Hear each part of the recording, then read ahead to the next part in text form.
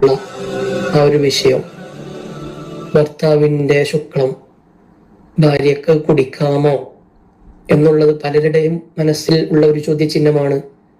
പലരും അതിന് ഇത് പറയുമ്പോൾ ഗുഡ്നസ് പാത്ത് എന്നാണ് ഇയാളുടെ യൂട്യൂബ് ചാനലിന്റെ പേര്. അപ്പോ ഞാൻ അവനെ കൂടി കാണിച്ചു തരാം. ഇവനാണ് ലവൻ, കണ്ടില്ലേ? Goodness path. ഓക്കെ, ലിവനാണ് ലവൻ.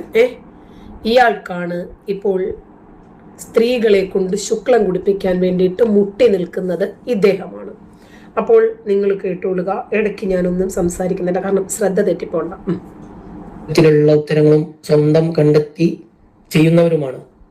യഥാർത്ഥത്തിൽ പുരുഷന്റെ അഥവാ ഭർത്താവിന്റെ മനീയ് അഥവാ ശുക്ലം ബീജം ഭാര്യക്ക് കുടിക്കാമോ എന്നുള്ളത് ഇസ്ലാം എന്ത് പറയുന്നു? യൂട്യൂബിലുള്ള പല വീഡിയോകളും വീക്ഷിച്ചാൽ ജനറൽ ആയിട്ടുള്ള പല വീഡിയോകളിലും പറയുന്നത് അത് കുടിക്കൽ അനുവദനീയമാണ്, ഇസ്ലാമിന്റെ വിധിയല്ല, അത് കുടിക്കൽ IQ വർദ്ധിപ്പിക്കുമെന്നൊക്കെ പല ക്ലാസ്സുകളിലും കേട്ടു. പല വിദഗ്ധരായ ശാസ്ത്രജ്ഞന്മാർ അങ്ങനെ ചെയ്തിരുന്നു എന്നും അതിലേറെ ബുദ്ധിയുള്ള ആളുകളൊക്കെ ഉണ്ടായിട്ടുണ്ട് എന്നൊക്കെ പല വീഡിയോകളിലൂടെയും കണ്ടു. കേട്ടപ്പോൾ വളരെ രസകരമായി തോന്നി. ഇസ്ലാം അതിനെക്കുറിച്ച് എന്ത് പറയുന്നു എന്നുള്ളതാണ് നമ്മൾ ചർച്ച ചെയ്യുന്നത്. യഥാർത്ഥത്തിൽ മനീയ് എന്നുള്ളത് ശുദ്ധിയുള്ളതാണ്. മനീയ് ആയ ഒരു വസ്ത്രം ഹബീബുന റസൂലുള്ളാഹി സ്വല്ലല്ലാഹു അലൈഹി വസല്ലമ തങ്ങൾ അവിടെ നിന്ന് അത് ചുരണ്ടിക്കളഞ്ഞുകൊണ്ട് നിസ്കരിച്ചിരുന്നു എന്നാണ്.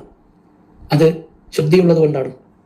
ശുദ്ധിയുള്ളതാണ് എന്നതുകൊണ്ട് തന്നെ അത് കുടിക്കാൻ പറ്റും, അത് വയറ്റിലേക്ക് ഇറക്കാൻ